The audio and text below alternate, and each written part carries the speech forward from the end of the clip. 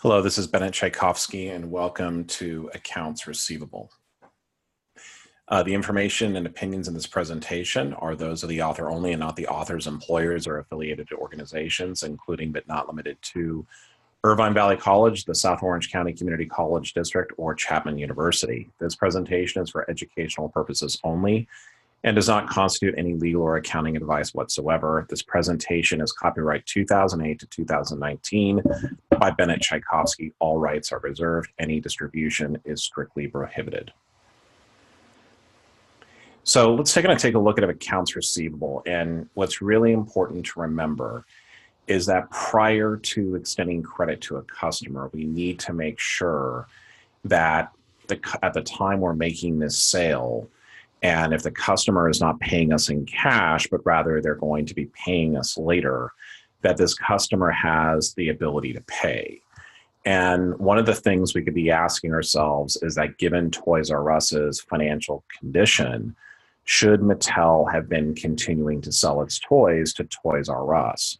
And this is kind of something here where, this is Fortune magazine, where, Mattel, the maker of Barbie, they've already been impacted by that bankruptcy. And, Toys-R-Us was Mattel's second largest customer, accounting for more than between 15 to 20% of the company's US sales. And the retailer still owes Mattel more than $135 million. So receivables management is really important. And just because a company has a big name does not mean you should automatically go and do business with them. And is there any way we can prevent all bad debt or a receivable going bad, meaning we're not going to collect it? And the answer is no. However, there are some interesting products we can actually buy. You can actually buy accounts receivable insurance. So if your client doesn't pay you, however, there is going to be a cost to this. But again, you can't really prevent everything. But as a company, what we really want to go through and do is we want to perform an extensive credit check, not only on the company, but on the principals. We want to confirm vendor references, perhaps going beyond what the client actually gave us. And we want to find out about as much about the owners of the company as possible. I had a situation during my career where had I done a background check on the individuals that I was dealing with, that would have cost me about $300. I would have discovered that the individuals that I were dealing with that had been referred from a friend, in fact, had probably 17 pages of credit dings, person out of bankruptcy. This is not a very good person. And so again, just because somebody says they're great, just remember what happened to everybody who did business with Bernie Madoff. Okay, so when we're looking at accounts receivable, right, this is an asset, it's on our balance sheet. What we're really trying to do here is when we show receivables to an investor, right, an asset is something that is giving us future economic benefit. And so what we want to do is we want to show, well, to the investor, what do we ultimately expect to collect? And here I took this number here from Facebook's September 30th, 2018 quarterly report. And you'll find here that on their quarterly report, they showed the following in terms of its accounts receivable. So it showed here accounts receivable net of allowance for 207. Okay, and these are in millions of dollars. So as of September 30th, 2018, Facebook had about 31.5 billion in accounts receivable. Okay, and so when Facebook is showing this number, what are they telling us as an investor? They're telling us that they expect to actually go through and collect it. And this net of allowance, what exactly is this item here? What this is really referring to is something we call an allowance for doubtful accounts. When we're preparing financial statements, we're going to be showing accounts receivable at the gross amount, meaning that of like the total amount that we essentially, when we were recording the sales, we didn't collect cash. Instead, we debited accounts receivable. So we're going to show that at the total amount. But then we're going to tell the reader, hey, this $207 million, we don't think we'll be able to collect, or we're going to call that the allowance for doubtful accounts So our net accounts receivable is going to be about 31.5. In this case, it'd be 31.5 billion. So this is really an important way of us telling the reader of the financial statements that here's accounts receivable, but we're really not going to be collecting all of it. So therefore, we're going to have this allowance for doubtful accounts. And so again, this is very, very important in terms of disclosure. The allowance for doubtful accounts, you'll see this, oh, here's an asset. This is what we call a contra-asset account. Very, very similar to what we were looking at before in terms of talking about the accumulated depreciation account, which is also a contra-asset account. So as the allowance for doubtful accounts reduces the carrying value of accounts receivable, this is a contra-asset account. And when we're analyzing uncollectible accounts, we're going to be taking a balance sheet approach, and we're going to focus on the ending balance of accounts receivable. So we really have two methods here in terms of determining the allowance for doubtful accounts that are preferred under GAAP.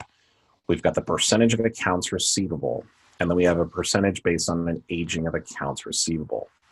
And what I mean by taking a balance sheet approach is we're going to be taking this receivable balance, we're either going to be multiplying it by a percentage, or we're going to break out that receivable balance into different categories in terms of days past due, and then come up with the aging. Now, you will sometimes see books referring to something as a percentage of credit sales. Don't do it. That's really not the preferred method under generally accepted accounting principles. These are really the two better ones. When I geek out and go and meet people at various different conventions or different symposiums, I always ask these experts, like, do you know anybody who uses the percentage of credit sales? Because I get excited about things like that. It's fun, right? I'm a total geek. Okay. So, but again, they told me that, look, it's really because you really want to be taking a balance sheet approach, because the most important thing is showing the reader, hey, this is what we expect to collect. So as we go through and do this, how do we go through and solve accounts receivable problems? Well, the first thing we're going to do is we're going to determine the ending balance in the allowance for doubtful accounts by either using the percentage of accounts receivable method or the percentage based on an aging of accounts receivable. And we'll be inputting that beginning balance into the allowance for doubtful accounts account. And then here we're going to be writing off receivables. And then we're also going to be recording any kind of accounts receivable that were collected that were previously written off. And then we're going to analyze the T account to determine bad debt expense. So let's kind of look at each one of these separately. So if an account receivable goes bad, okay, what we need to go through and do is we do not want to record this to bad debt expense. So we're back, and if account receivable goes bad, the important thing to remember is we don't record this to bad debt expense. Rather, what we're going to do is we're going to write off the account receivable, meaning that we've tried everything we can do to actually collect it, and we know for one reason or another, it's going to go bad, or it's gone bad. Could be that someone's gone bankrupt, someone has left, we can't find them, whatever it might be. So here the example is, and the way we record this is we're going to take the receivable off of our books.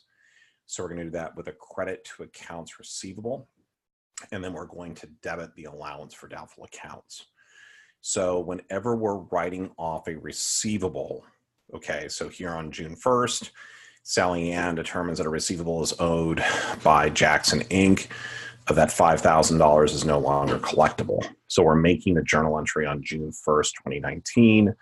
So here I'm debiting the allowance for doubtful accounts and I'm crediting accounts receivable. And this is how I go through and write off an account receivable.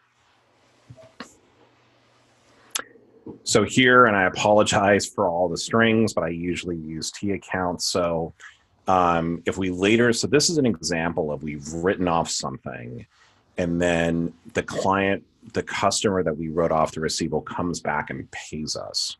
So what we have to do is in two different steps, because What we're really trying to do is we first have to go through and reverse this entry. So here we've got Fakers Inc. on September 1st, 2020, collected a $35.6 million receivable that it had previously written off from James Inc. Now, whenever I give a hard time about our Los Angeles Lakers, I think everybody's becoming Clippers fans, but we'll see what happens. So anyways, so we have Fakers Inc. makes the following journal entry on September 1st, 2020.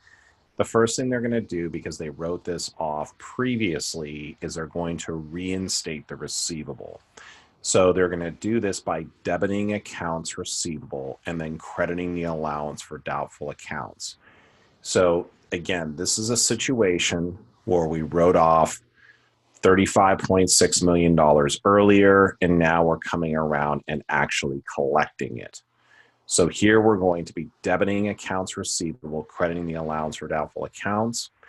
And then at the same time, because I'm actually collecting the money, I've got to debit cash, and then I'm crediting accounts receivable. So although it looks like, oh, I'm debiting and then crediting accounts receivable here, so could I not just like combine these into one? The answer is no. We need to show that receivable first being reinstated, and then we have to show the receivable actually being collected and getting the cash. And this can actually happen. I'll never forget one of my students when I was teaching up at Pasadena City College. I was talking about this, and he said, well, my dad had this business where we rented out food trucks, and 5 years later, a person who had gone delinquent on the account had come in and repaid a receivable. The person said that was for religious reasons, that she wanted to pay her debts, and that's a great religion for accounting.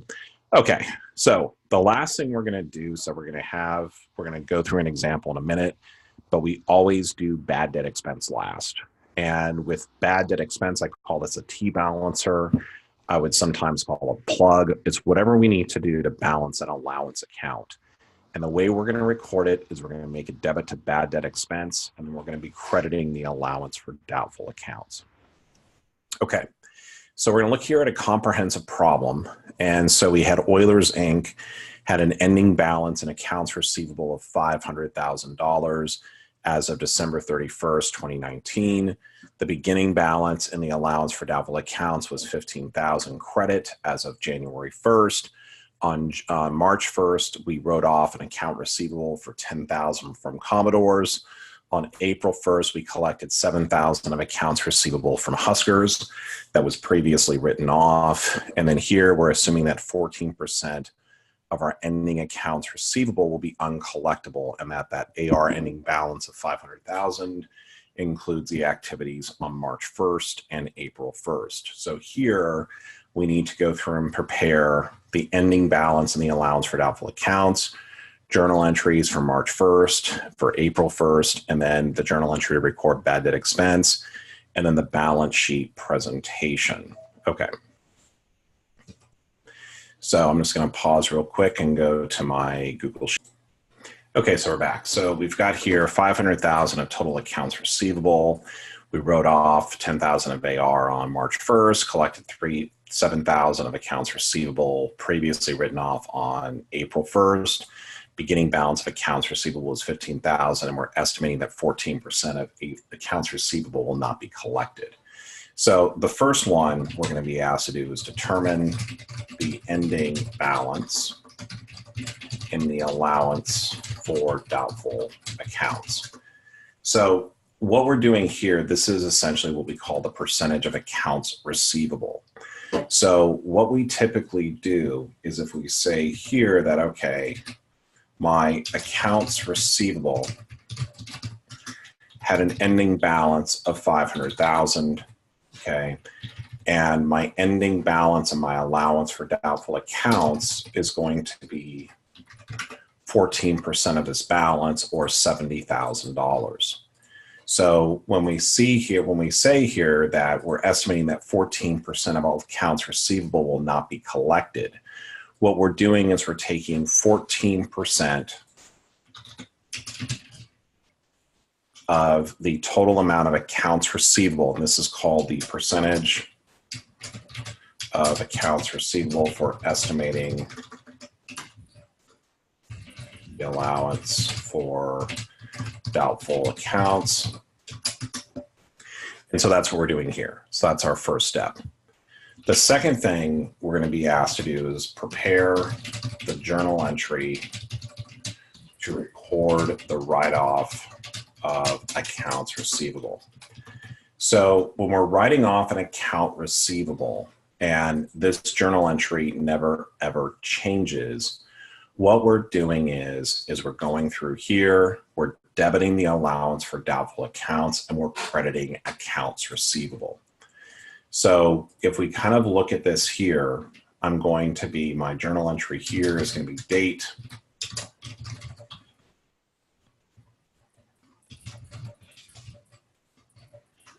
So here is going to be 3/1/19. I'm debiting accounts, or I'm debiting the allowance for doubtful accounts for $10,000, and I'm crediting accounts receivable for here for $10,000.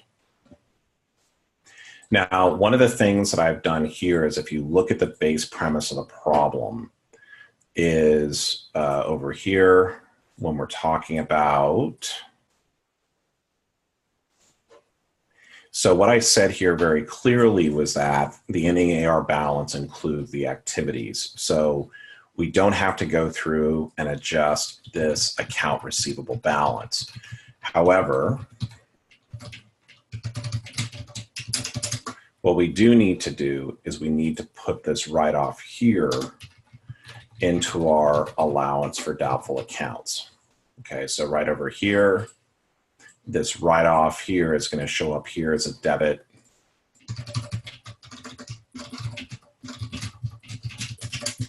To our allowance for doubtful accounts. The next one we had to go through and deal with is the journal entry for Form 119, or right here, I collected $7,000 of accounts receivable that had been previously written off. So this is our crazy TIA chart. Now, when we have an account receivable that was previously written off and we collect it, we have to do two steps.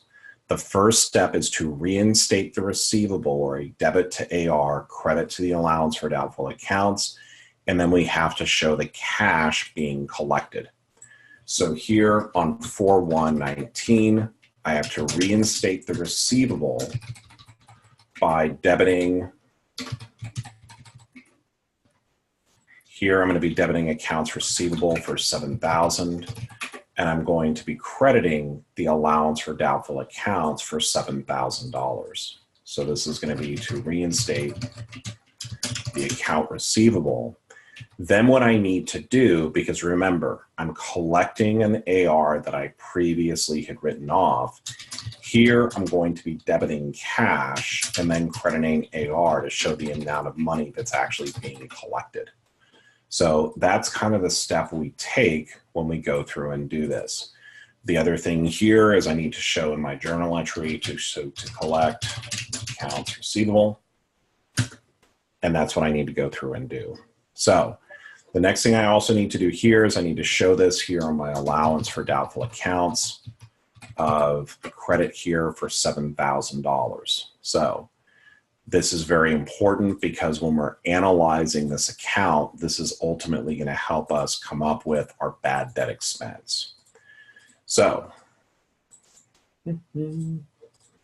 okay, so this is a collect AR previously written off. And the other thing it tells me here is that this had the beginning balance of $15,000 credit in the allowance for doubtful accounts. So right over here in this particular problem, it said that there was a $15,000 credit. The beginning balance of allowance for doubtful accounts is a $15,000 credit as of 1/1/19. So right here, my beginning balance was $15,000.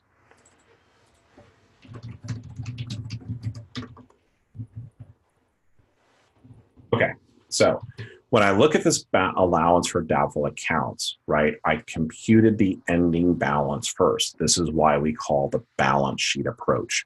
We're saying here that we expect that we're not going to be able to collect 14% of the accounts receivable.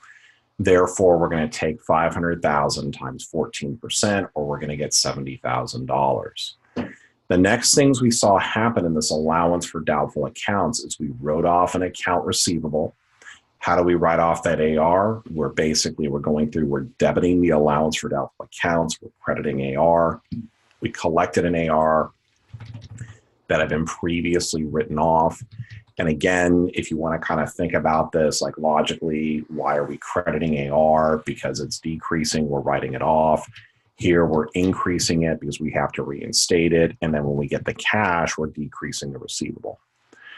So we're right over here at this allowance for doubtful accounts. Now, when I look at this account, my problem right now is that the account doesn't balance, right? 15,000 plus 7, which is 22, minus 10 does not equal $70,000.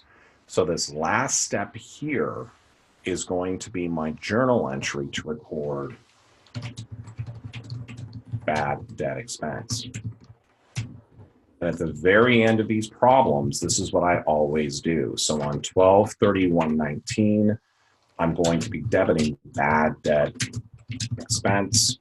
Why am I debiting an expense? Essentially, well, it's an expense, and we show that an increase to that with a debit. Allowance for doubtful accounts, this is a contra-asset account. It's going to carry a credit balance. So like a liability or equity, we're going to show the increase in that account with a credit. So right over here, when I'm going through and doing this, I now need to do this journal entry. And this is here is going to be to record bad debt expense.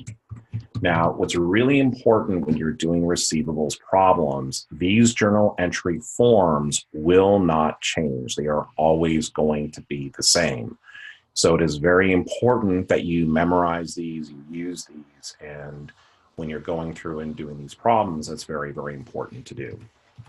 Okay, so my ending balance here in the allowance for doubtful accounts is going to be what? Well, it's, if I call this X, I could say 15,000 plus 7,000 plus X minus 10,000, which is this value right here, equals 70,000. Okay, so I've got here 12,000 plus X equals 70,000. X is going to be equal to 58,000. Okay, now, what I want to do to make sure that I've done this correctly is let's go through and let's check our work. So if I put in here $58,000, okay, my beginning balance plus the receivables I collected that were previously written off, plus my bad debt expense, minus the AR write-off gives me $70,000, which turns out to be the correct balance. So whenever you do these kind of accounting problems where you got to kind of figure out what goes in, plug it in, see if it works, and see if you can get to that proper answer. Okay, the last thing this question is asking us to do is to go through and prepare the financial statement presentation on the balance sheet. So show the balance sheet presentation for accounts receivable as of December 31st, 2019. So right here, what I would be doing is I would say here, OI balance sheet partial as of 12/31/19. And then what I'm going to do here is I'm going to show accounts receivable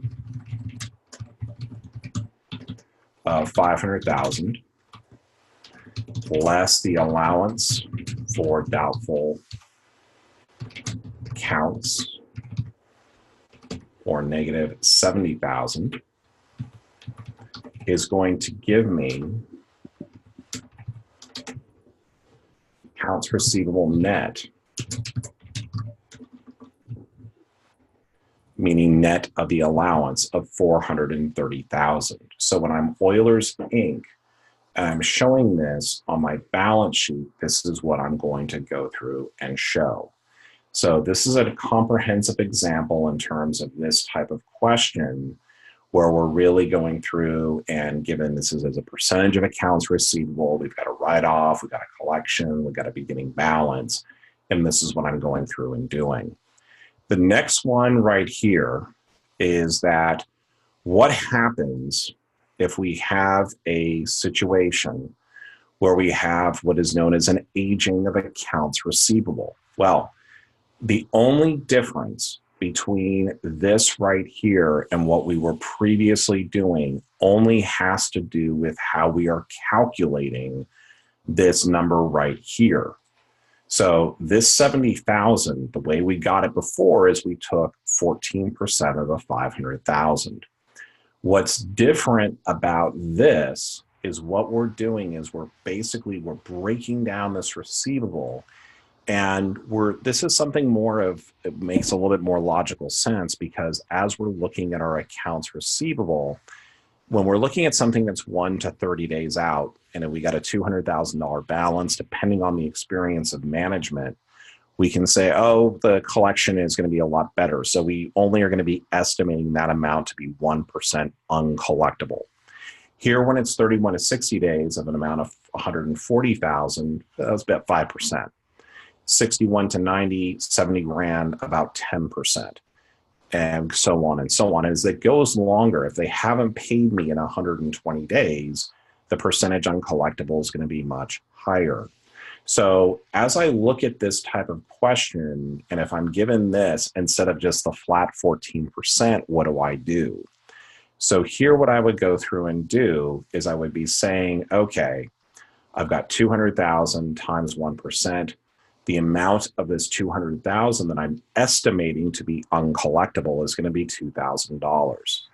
2% of the 140 is 2,800.